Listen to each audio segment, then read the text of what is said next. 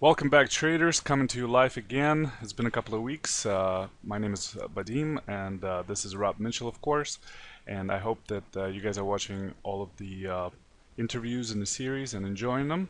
And today I want to welcome Rob back to the interview. And hello, Rob. Hey guys, thanks Hey, for coming in. Thanks for having me today, Vadim. yes. Let's start off. Do you have any announcements for us? Major stuff. Let me see. We've launched the stock index trading room, and that's going strong. We have a real strong subscriber base started in there. It's been live for a couple of days now, and the beta program for that is at no charge, no cost to you until April 1st. And so I urge you to get in there. If you're watching this and it's before April 1st, I urge you to get in there and get involved with it. I'm also going to be doing some special things for the rooms. I'm going to be doing some special after hours presentations, working from your inspiration, your creativity, and passion for success in all you do, and helping people to tune into that creative impulse that comes from within, that if we follow that, life lights up. And so I'll be doing that. We also have the ES trading program that we're doing with World Cup Advisor that we just started on that. We've been doing that now for, we're in the second week, and this is a holiday week, but things should light up for that. Starting next week, should start to see some range expansions. Bond program's doing well, Axiom bond program, and I think those are the main things that are happening, particularly in the trading area. And so, unless was there something else that you were thinking that I didn't cover? So the website for the stock index trading. Oh, actually, you can get there estradingroom.com or just stockindextradingroom.com. Okay, gotcha. But ES Trading Room should get you there too. Let me double check that and make sure I'm not. estradingroom.com. Yeah. Yeah, that'll take you right there. Great. And anybody can Watch sign the up right now for a free demo. Yeah, watch the video, get the coupon code, you sign up. It doesn't charge your card, but we want to know who you are. It's a Right. beta program, so we're asking for your help to make it all it can be. So get involved there and share, and you learn, and we make it better. And that's being run by Scott Bruzy. He's experienced trader. He's run trading schools in the past, and he's worked with me for about a year now, and really good opportunity. So hop on that, guys. Hop on it. Awesome. Let's get to some of the burning questions I have for you here. Let's talk something I've been wanting to talk about for a while, and that is the idea of support and resistance. Basically, does it really exist? Is it there? Why is it there? Does it work?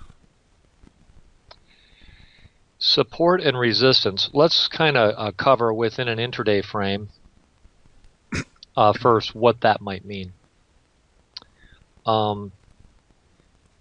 At some level, any of these things are a figment of one's imagination. And so I'm going to state this in several different ways. Number one, you've got things like market profile levels. Let me see if I can. You got market profile levels, for example. Value area high, value area low. There's a huge following for market profile, and so those areas become key. Now, there's three different scenarios without taking into consideration anything else. Where you're opening for the day, for example, you're either opening in the value area, or you are opening out of it.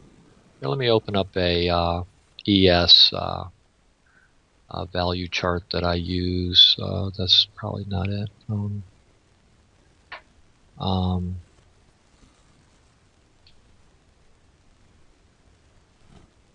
Okay. Here is a value profile chart, or a volume profile chart, depending on what you want to call it. All right. In the ES. Okay. These areas, the value area high and the value area low, are both green, and then the point of control is in the middle. The point of control is where the profile is the thickest, and all of these areas will get action. And so you can see, the market came up. It tagged yesterday's value area low because it opened down this morning.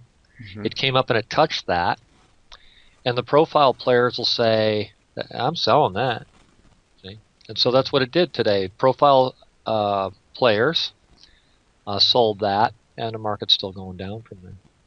All right. Now,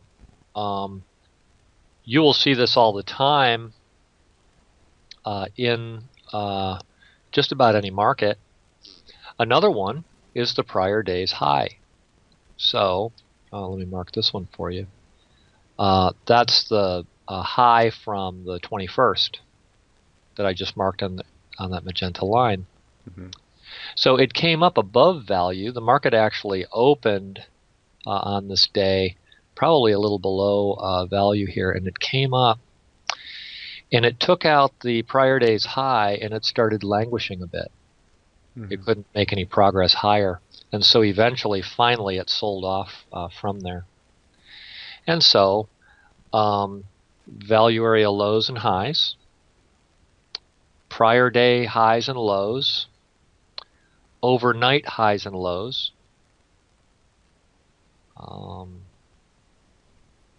prior pivots, Mm-hmm. also floor pivot levels can be, but I don't really get that hung up on those anymore. Also things like Camarilla levels, it breaks the market into zones. Some of the most famous trading systems ever made back in the day were called zone systems. You'd basically say, you'd create a zone system. You'd say, okay, take open plus low plus high plus close divided by 4, and you'd call that price some kind of value, because it's the open, it's the close, it's the high and the low, all averaged together into this one price, and you'd call that some semblance of central tendency or value. Mm-hmm. And then you'd take certain percentages above it. Let's say, I'm just going to make this up. Let's say you take 25% of the range and you break it into quartiles going up and down from that level. Mm-hmm. Okay? And then you start looking for the market to turn at or around those levels. Now, the very best levels are the ones that other traders are following, and that they're following en masse, because you want them to be on your side, either because their stops are going to get hit, or can you hear that noise? No. Mm-mm. Okay. Because their stops are going to get hit and carry your trade to success, or that you're in a range-bound market and those traders are going to come in and fade it, and you want them to be on your side protecting your position. So, another one is the midpoint. So you simply take the session high minus the session low and divide by 2.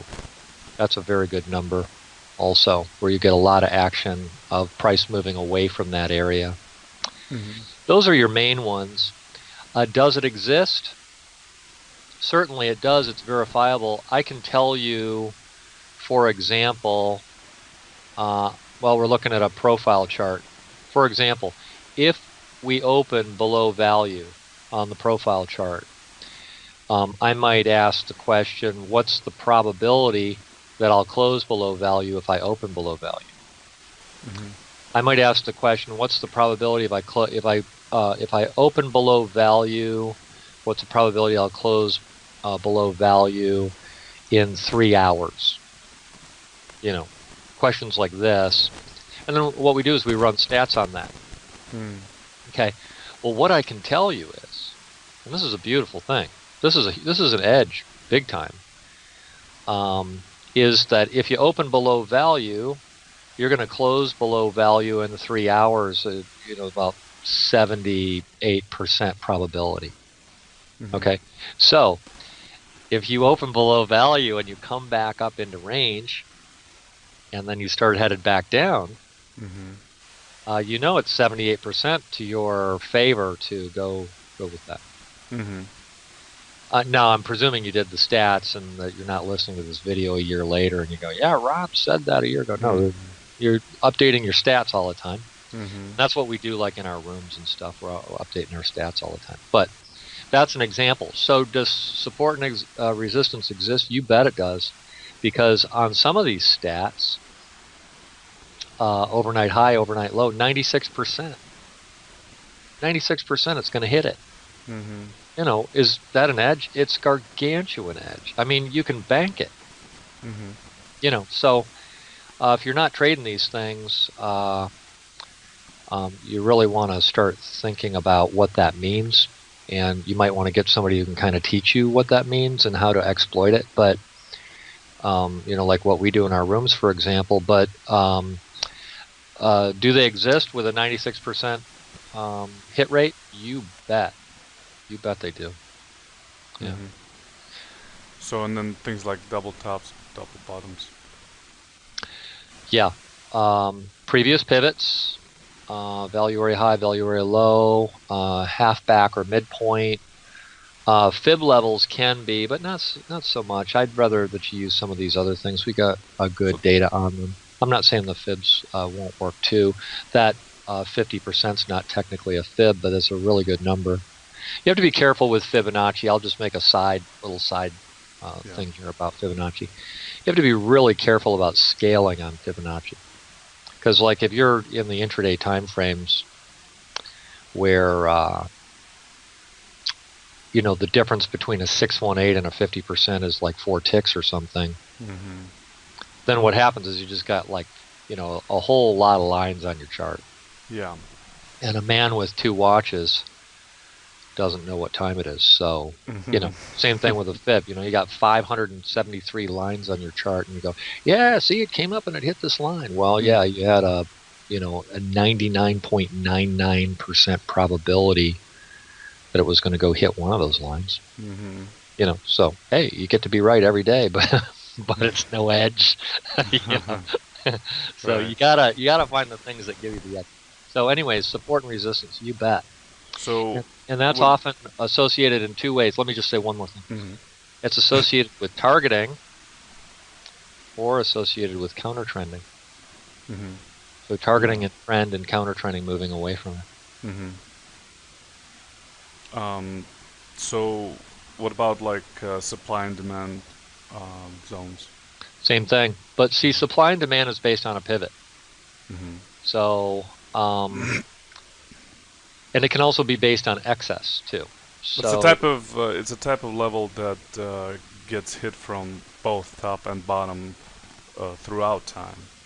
Yeah, and so like for example, if I am looking at this chart right here, and a lot of people probably aren't used to looking at a chart like this. So let me take the profile off and just leave this chart. If I'm drawing a pivot on this, see, a pivot's nothing more than, or a zone rather, what people call supply and demand zones. It's nothing more than that excess on that tail right there. So the next day it comes down into there, it violates it by a little bit, it finds support there or excess there and comes back up. And what does it do? It comes up into this high. You get excess. From a market profile parlance, you call that excess because it's above that high right there.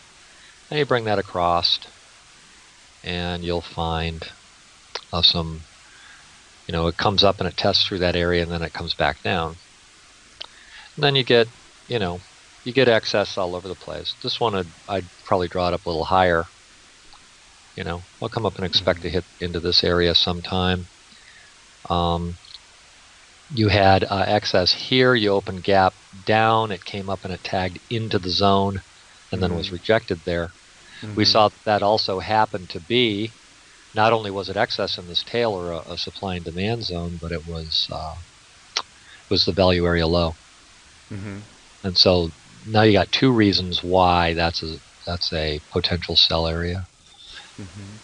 You also are probably you're testing the first 30-minute high right there, and you may be testing an overnight high in there, or something like that. And so you could possibly have 3, 4, 5 things. Now, some people call that confluence. You have a whole bunch of times it was previously hit in that area, according to a different measure.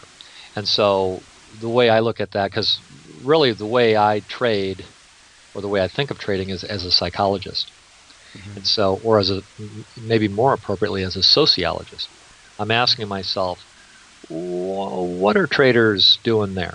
What's this group of traders that trades market profile? What are they thinking right here? Or if we go to this area, what's a market profile guy thinking? What's a supply and demand zone guy thinking? What's a counter trender who fades overnight highs or overnight lows, which is a fairly good strategy, by the way. Can be. What's that guy thinking? What's the guy? Talk about. There's another kind of support and resistance. Some markets like to go a certain number of ticks in a day. Okay. So like crude oil, for example, you go 100 ticks in crude oil. If you go down 100 ticks in crude oil and you don't get some kind of buying there, that's really uncommon. Because that 100 number, the traders know, hey, you win 100. That's $1, Right. So that means something to people. Yeah. I like to know that means something to. Okay, what does that mean to a market profile guy? What does that mean to a guy who's looking at dollars? Some people trade the net. Is it above yesterday's close or is it below it? If it's above yesterday's close, I'm long.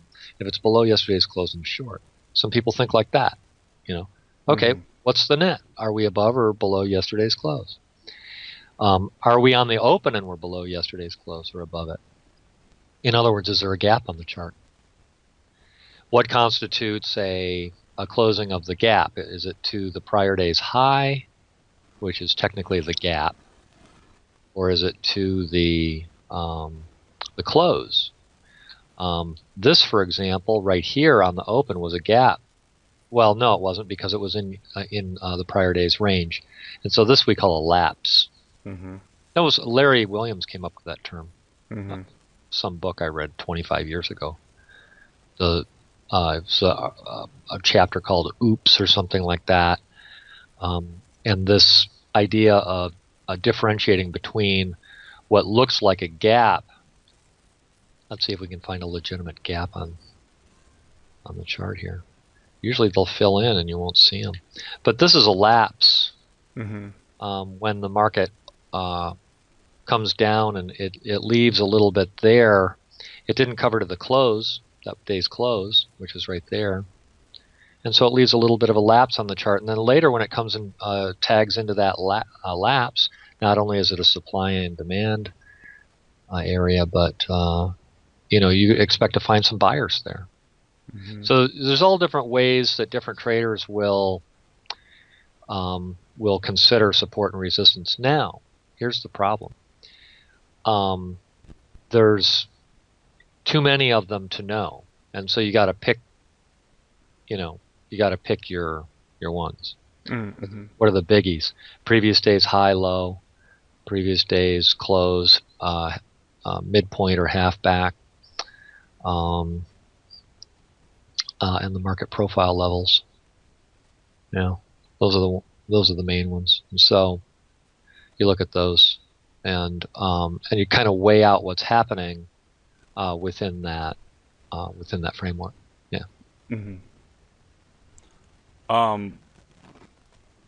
Want to transition to larger time frames and talking about the big money, the banks, the institutions. moving the market and watching the big time frame, how should smaller traders apply this? Well, a lot of the trading that I do in crude oil, for example, is in these intraday frames and patterns. And so I talk a lot with the traders that I train about, it's a market profile term called OTF, other time frame participants, or higher time frame traders, you know. So there are different times where those parties are likely to be present in an intraday frame. So I think of it like a party.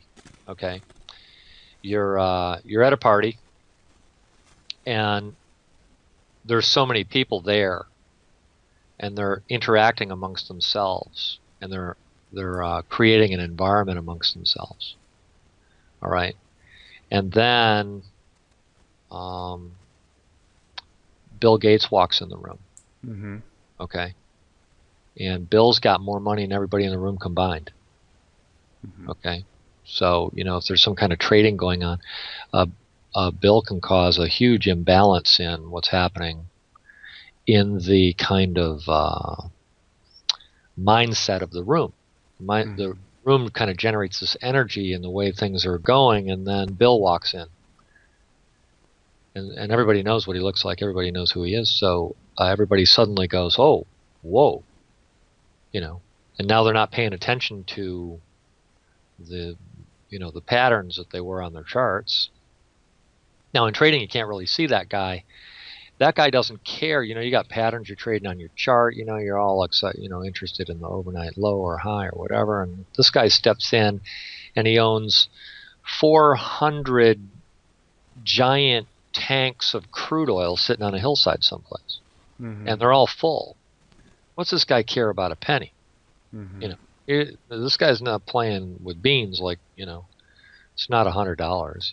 This guy's dealing with millions and millions and millions of dollars, and he steps in. Well, where is it likely that he's playing in that market is either around the open or the close of the day, or around the report, around the time a report's coming in.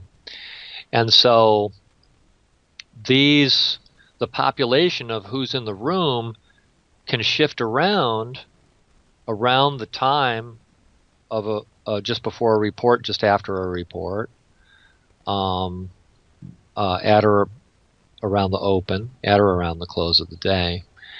And so I'm always aware, or trying to be aware, where that shift in player might be happening, because I don't want to, typically you'll see price action do things that aren't in line with the pattern. In other words, you get things, I call it an encompassing pattern. It's where the normal cycling gets broken. That's usually some kind of an event on a chart when that happens. If that's happening at or around a report time, I don't want to trade into that, because the things that I make my trading decisions based on are not being followed, and so I expect that there's higher time frame players there, and the price action is showing me that there's higher time frame players there. I let them get their business done, and then I'll step back in as it starts cycling and following the patterns again. So, but you can think of it like a poker game or a party or whatever. When somebody else steps in the room, the dynamics of the party can change. It's an easy metaphor for just making sense of that. Trading, like I said, trading's interesting in that way because you can't see. It's not like in the old days you could, you see who's on the floor. You might know, a certain floor broker handles such and such as orders. Oh yeah, man, that's the guy that isn't that the guy that handles Monroe Trout's orders or whatever, You're like, yeah, man, he's coming down here. Oh, whoa, better see what he's doing. I'm not placing an order ahead of him. That guy could eat me for lunch. Better trade with So him. Yeah, so with this, these days you can't see that. So you got to be thinking, Mm-hmm. You got to be thinking who's in the house. Yeah, yeah. You know what I'm saying? So, Mm-hmm. yeah, that's part of the fun. Let's talk about trend day psychology.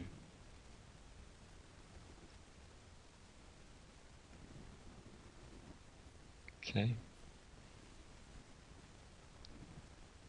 Like on the ES or index futures, you only have about 2, 3 really trending days per month, Hmm. and a lot of traders can lose a lot of money on those days.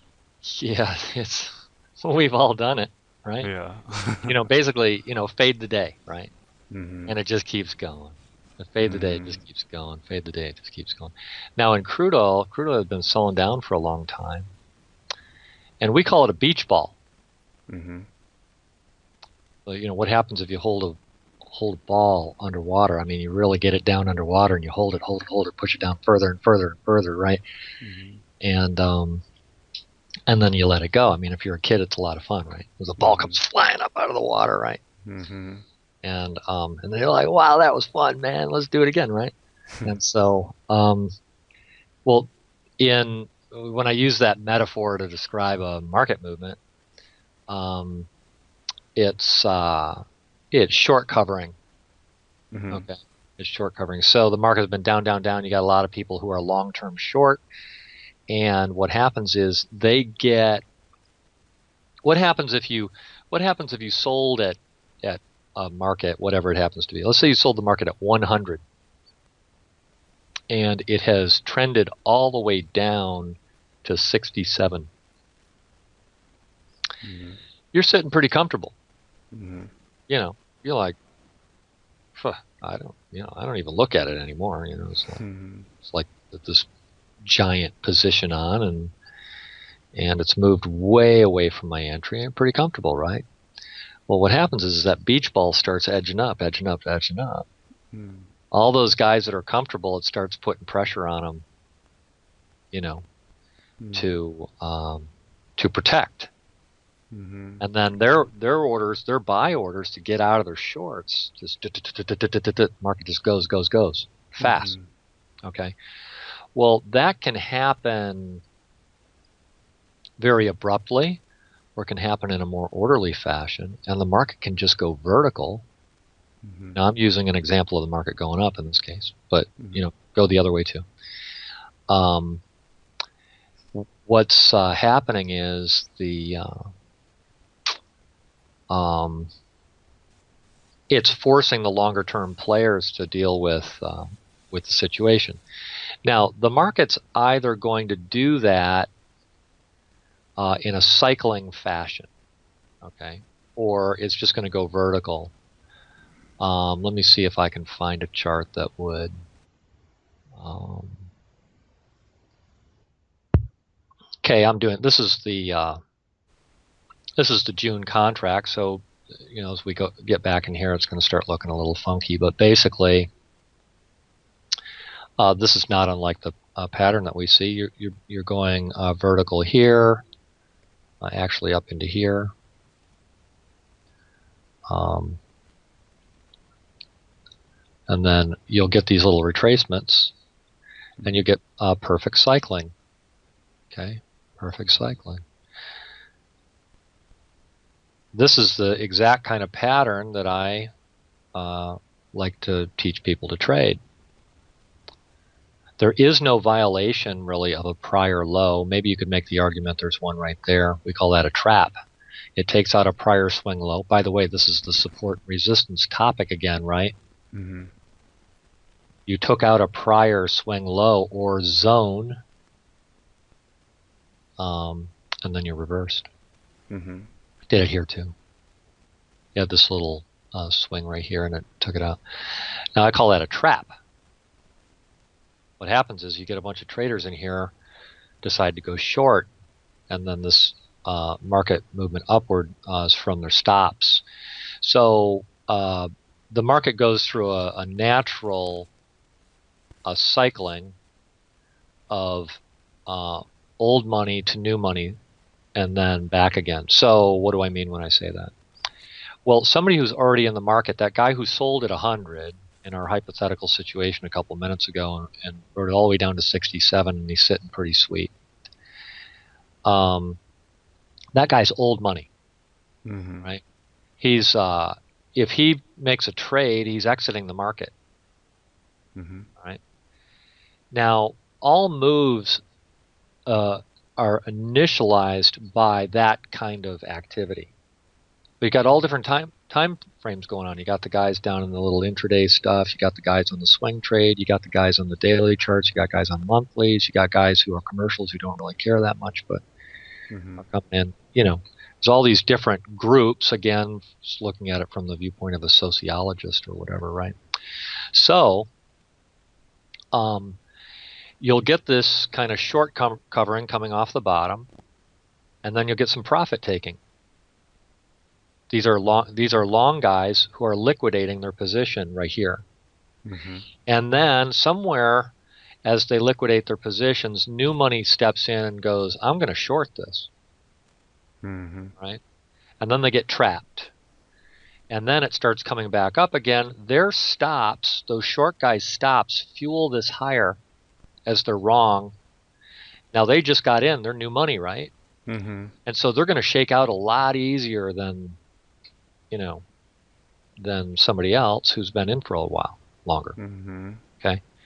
Now you already got a bunch of longs who are still long, who's saying, I'm not getting out. I'm up nice, man. I got in this at 1800 and now it's at 1940. You know, $5,000 a contract or whatever, right? And so as it goes higher here, new money steps in and takes this higher. New money. All right. Going with these guys who initially got in. The real smart guys got in down here. Now, if you want to learn about this topic in a really interesting format, read Malcolm Gladwell's the one about how trends get started, the tipping point. Read Malcolm Gladwell's tipping point.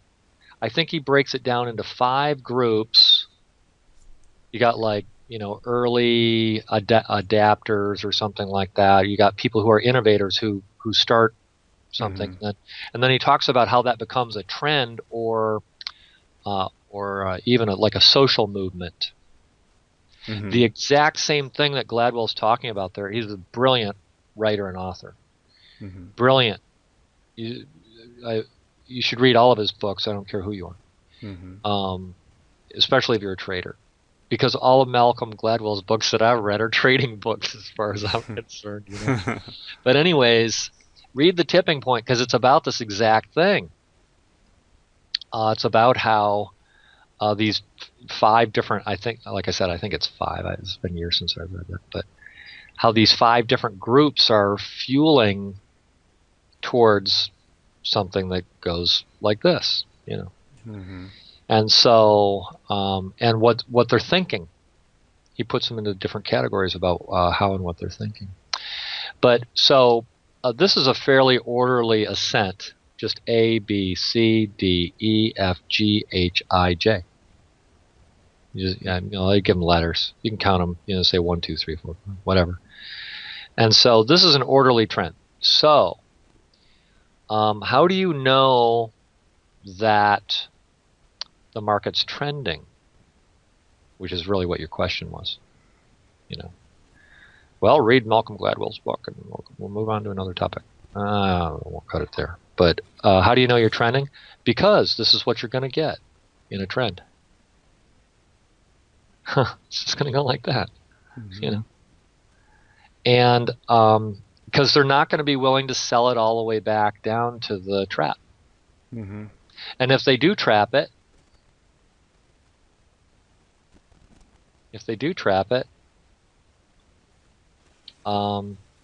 say thank you very much. Let me hear everybody say thank you. You know, thank you for that great opportunity to re-enter. You know, and so that's how you discern a vertical day. Now, what else will a vertical day be doing? Well, it'll be going into new territory. Mm-hmm. you know, and it'll probably be doing it with gusto, you know. So if like you're looking at the order book, it's going to be jumpy and it's going to be skewing towards the people are going to be placing limit orders to get out, get out, get out. Now we've talked about this in prior interviews. As a market goes higher, like on what we're seeing right here on this chart, Mm-hmm. the number of participants in the rally decline. Mm-hmm. Because you trend on low volume. Yeah, everybody's So already in, right? yeah, I bet if I let me put a volume on here. Let's just, you know, uh, reading volume on daily charts is a oh, there we go. You learn something new, learn something new every day. Um, I don't I don't use this particular charting package for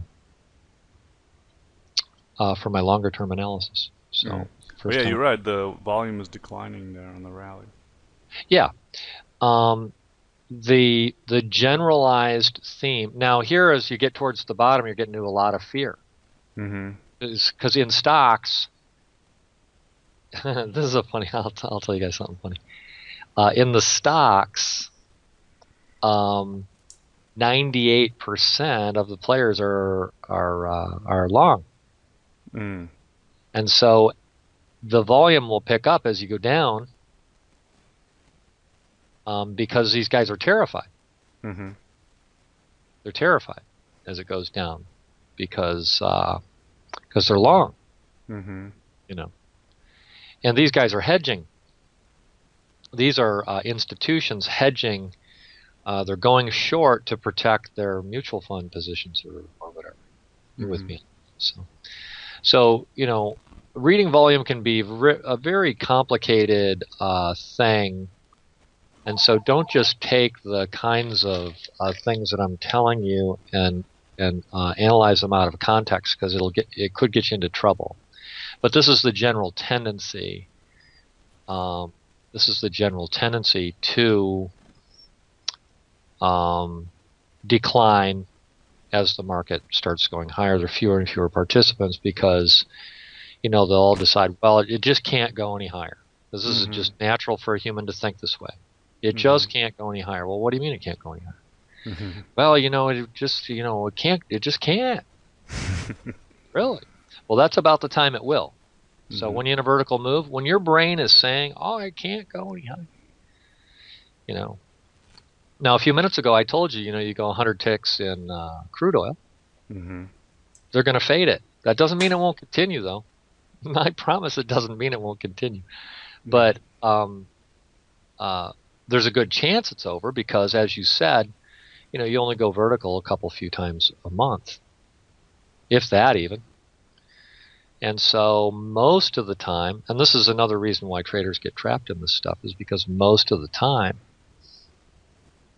they're able to get away with fading extremes. But then when Mm-hmm. it hands it to them in a really big way. Counter trend trading, this whole world mentally of counter trend trading, this is a dangerous place for a lot of traders, because if you are counter trend trading, you can get caught in the days that go vertical.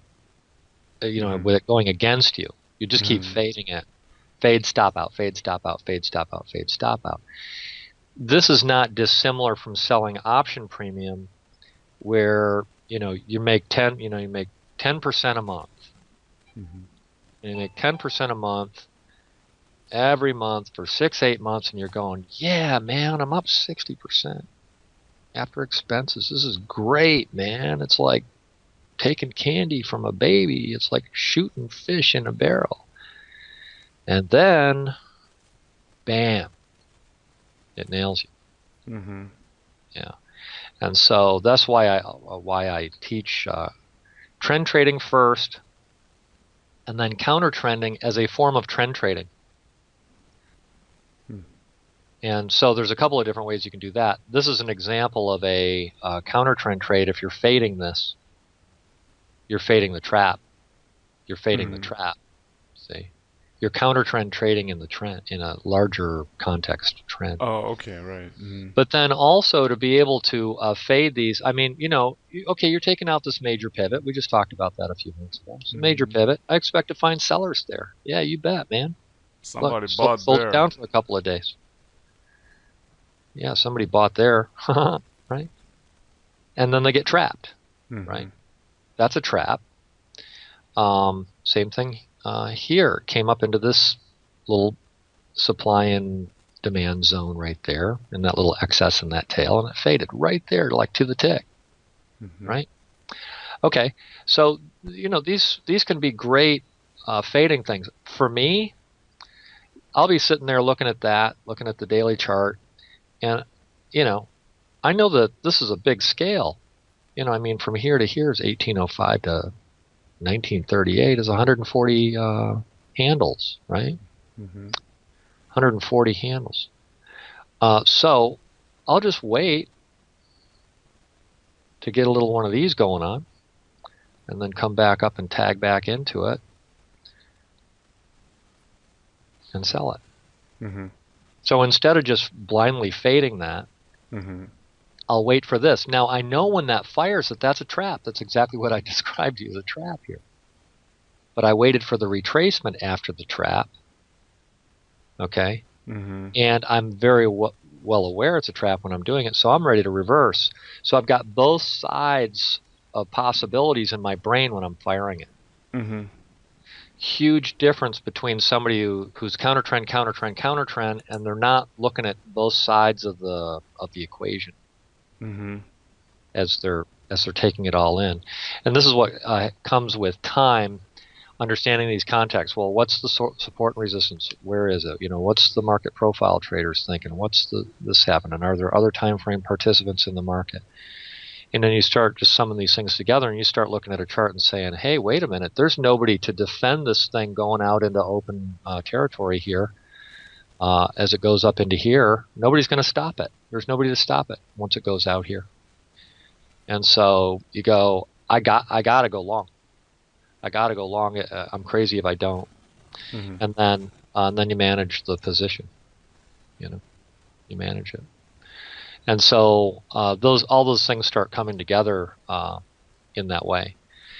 And I know that sounds kind of complicated, but it's something that you come to over time with practice. Trading's like a profession. You get a medical degree, you go do an internship, you open a practice, Mm-hmm. and you learn as you go. Trading is like that way. Anybody who thinks that you can that it's fixed. Trading's a process. You're constantly honing your skills, getting better, Mm-hmm. and learning more and more. And so you know. But that's why I run the room too, because what happens like in our trading rooms is people give me feedback. Oh yeah, this is happening. You're like, whoa, I'd never thought about that one. Mm. And then you're the teacher, but you're learning from the student because or maybe they'll ask you a question that just completely blows everything you thought out of the box. Mm-hmm. And you're like, what did you just ask me? What? And they're like, Mm-hmm. yeah, this, and you're like, whoa, suddenly all the charts look different. It's like they completely remapping in your brain as you're Mm-hmm. like, oh, wow, man, I never saw that before. I've Mm-hmm. been looking at this chart for 20 years, and suddenly it's all different, you know. Uh-huh. Now, the funny thing about a human is uh, your brain rewires when that happens. And Mm-hmm. so you don't remember what you didn't know before because Mm-hmm. you actually rewire. Mm-hmm. You start thinking of the implications of these in a court of law as a witness or something. People's Mm-hmm. brains rewiring all the time.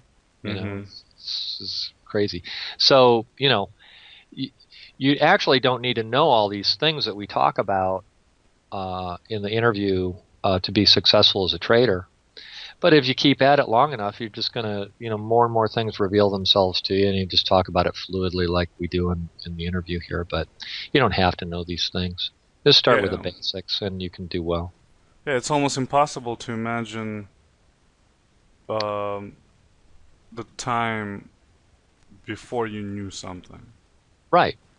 Do you ever get in I love to ask people this. Do you ever get in an argument with someone about something? They said, "Oh yeah, you said such and such," Hmm. but somehow between the time that you said it and now you'd really revalued, or you had a change in your belief, Hmm. and you found that you were defending that you hadn't said it, what you had said, because it was no longer consistent with your present moment belief.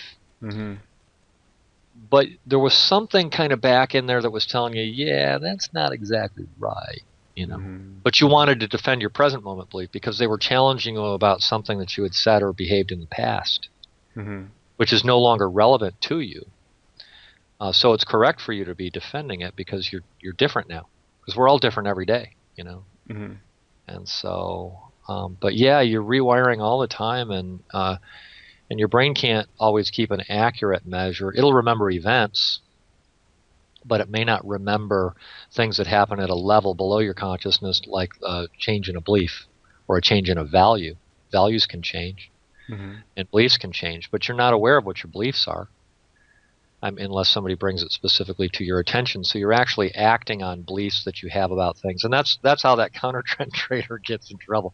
It can't go any higher. It Hmm. says, sell it, stop out, sell it, stop out. It can't go any higher this time. I'm gonna Hmm. double it up. I can't. I'm gonna triple up.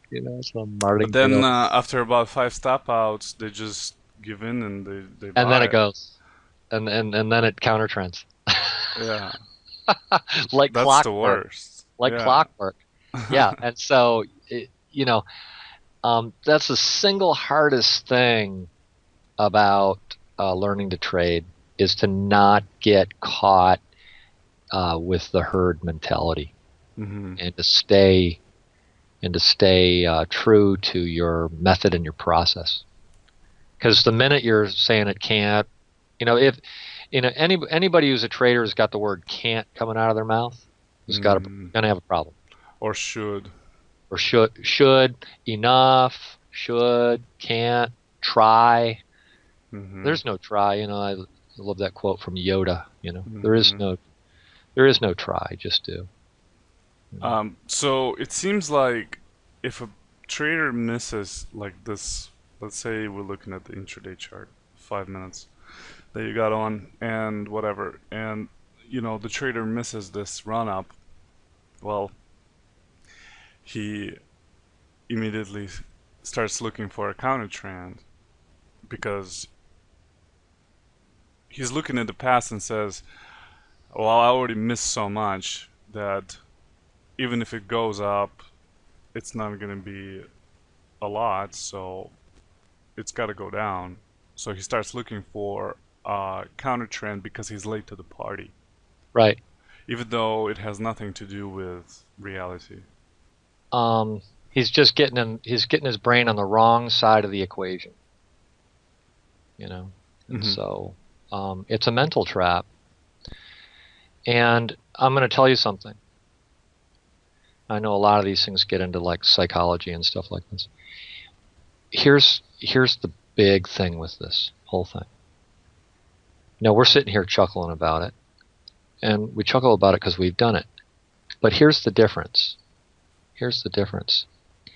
If you resist that you made exactly the wrong decision, if you resist it and you demand that you're right in some way, I absolutely promise you, you will not learn the lesson that the market is trying to teach you, because it's doing you a big favor. Oh, yeah, you lost money, but education costs, okay? Hmm. So when you do that, if you humbly, you know, I love scriptural references because they just take it down to one thing. Resist not evil. Well, what's the evil? The evil is me resisting that the market was trying to teach me something. So if I just go, oh, hey, the market, I just lost money. Why? Oh, yeah, I get it. I'm acting like an idiot. Mm-hmm. I'm not thinking, in line with what the market's really trying to do. Because that's what, when you lose money, that's what it's telling you. Mm-hmm. And so if you can just be humble, take your loss and go, what can I learn from this? And if you can't draw anything from that, you might do well to find someone who could answer that question for you. So join the trading room and ask me, go, hey, Rob, this happens. Mm-hmm. Okay. Well, yeah, I've been there. I've done that. And this is what you're thinking at the time.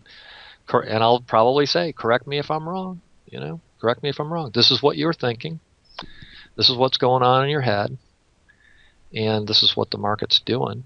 And so then you go, oh, I get it. I get it. It's a trap. Yeah, it's a trap. Market traps all day long. And so one trap after the other all day long. Mm-hmm. Because markets trend on low volume. And so only the smart guys are in that trend. All the dumb money got out, see? Markets trend on low volume. So there it tells you.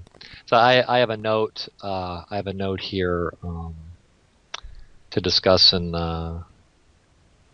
my trading room tomorrow. Something on the subject. It just came to me today. Just something that came to me in the moment, and I said,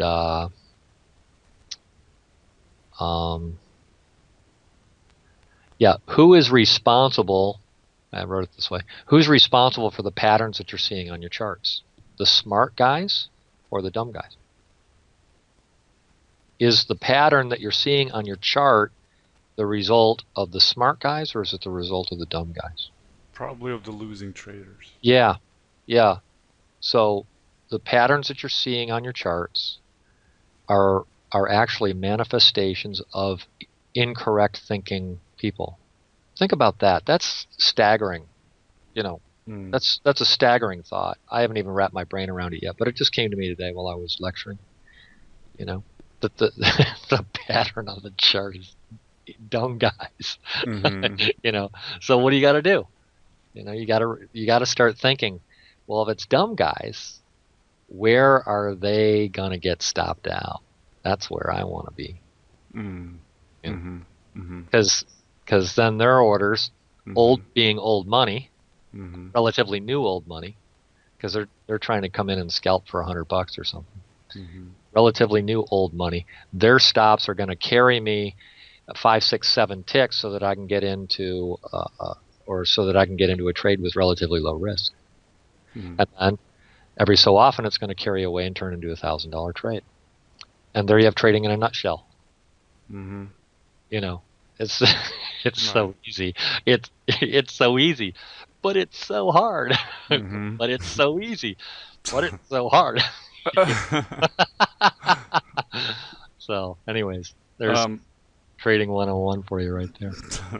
So it seems like a good idea to have to trade two sides, to have a plan for a short setup and a long setup.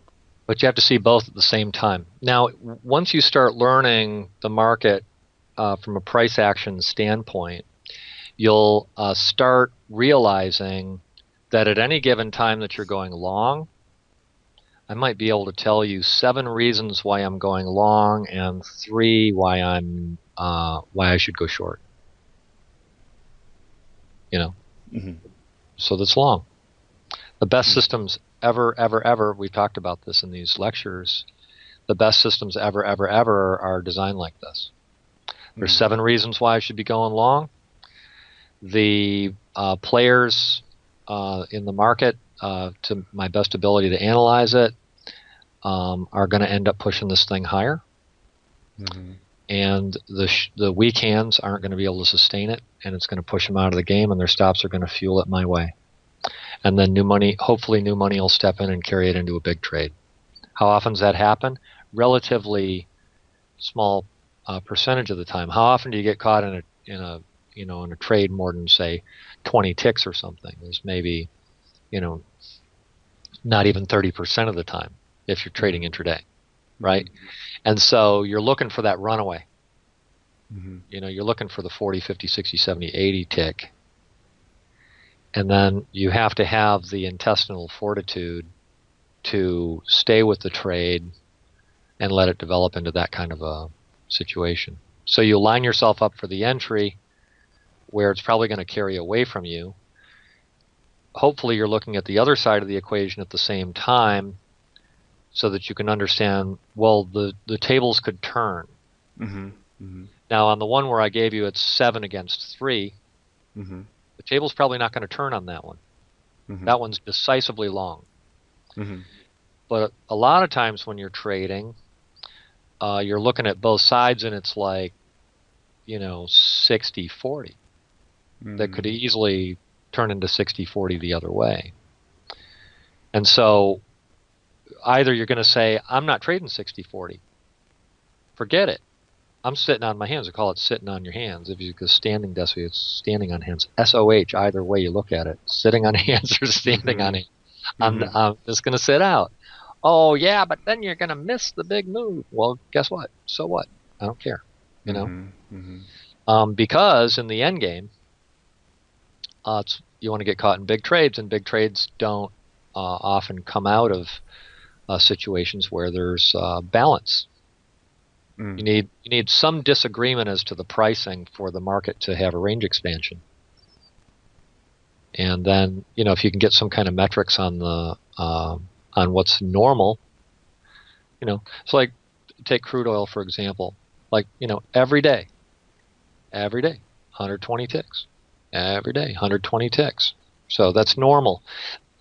What that means? It's really interesting. If you frame that,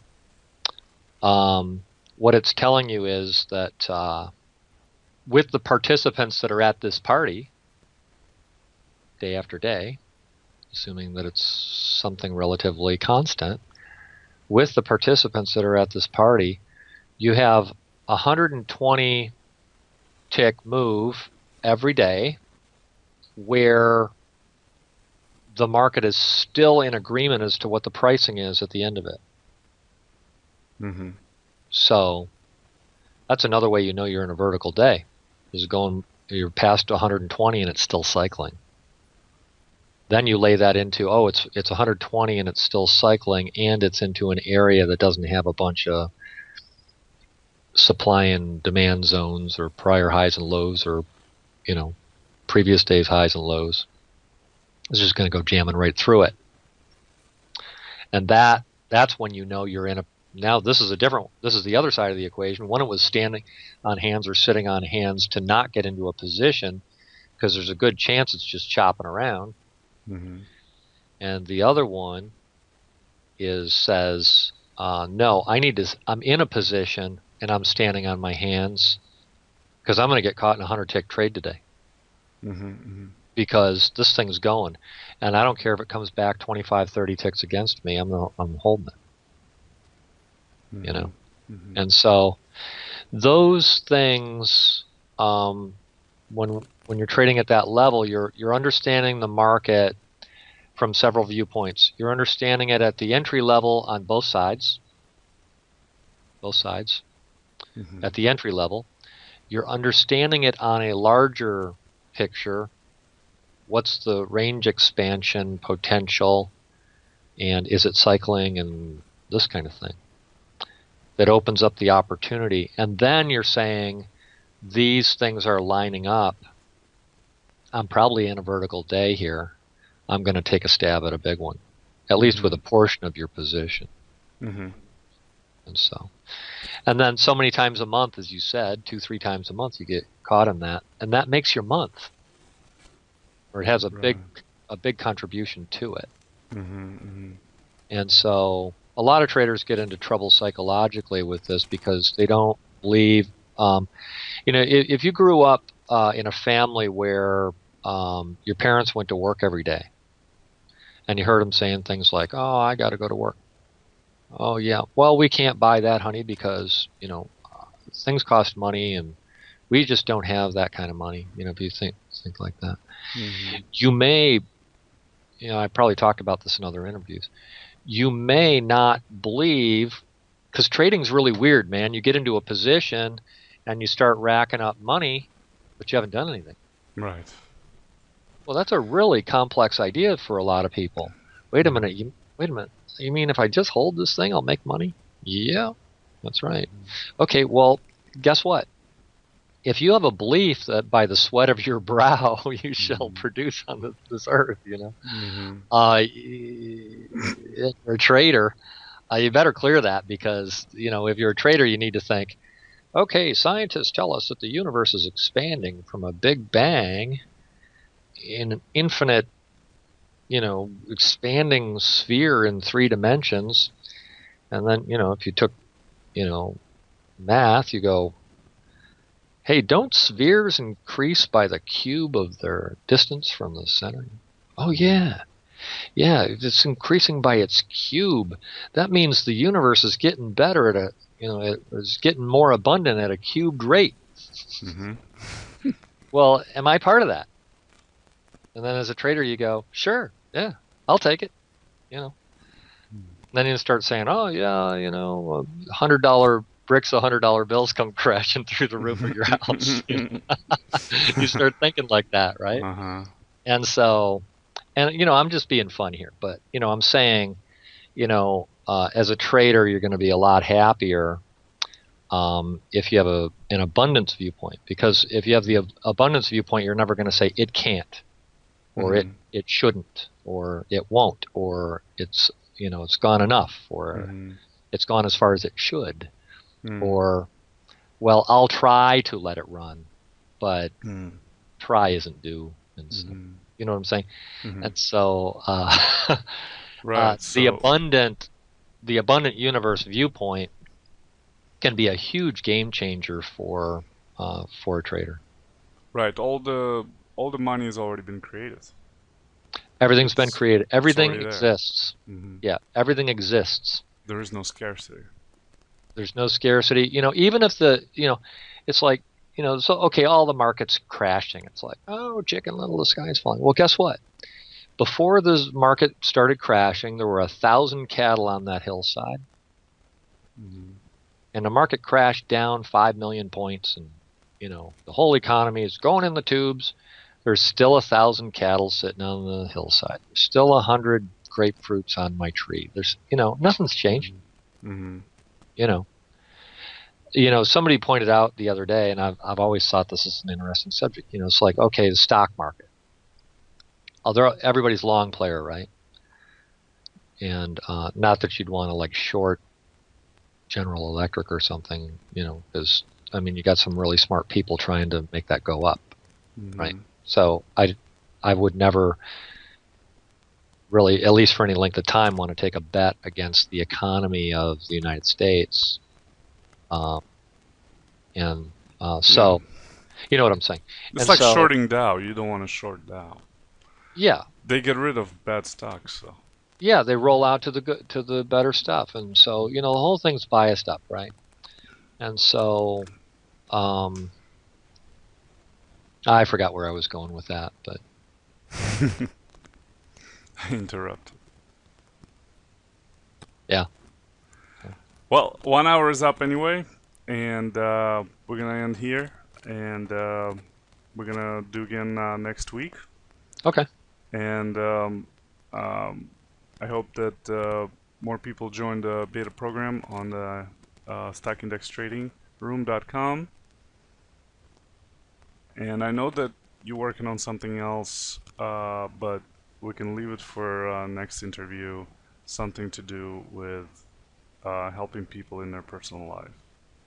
Yeah, and traders too, expanding your consciousness and these sorts of things. I got a tremendous amount that I'm doing in that area. In fact, probably the better part of my resources are going towards that kind of work these days. The work that I do with traders in expanding consciousness and in life. And I do work with all kinds of people. I'm working right now with a guy who's a crack addict, and And to help him, he's finally decided that he wants to get free of that and get himself empowered again.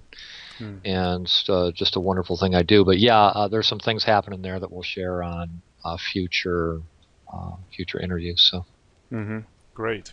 yeah. Thank you very much, Rob, for all your insights. Oh, thank you for having me, Vadim. It's awesome that you're putting these on. So thank you. Okay, guys, thanks for coming in, and we'll see you next time. Bye-bye.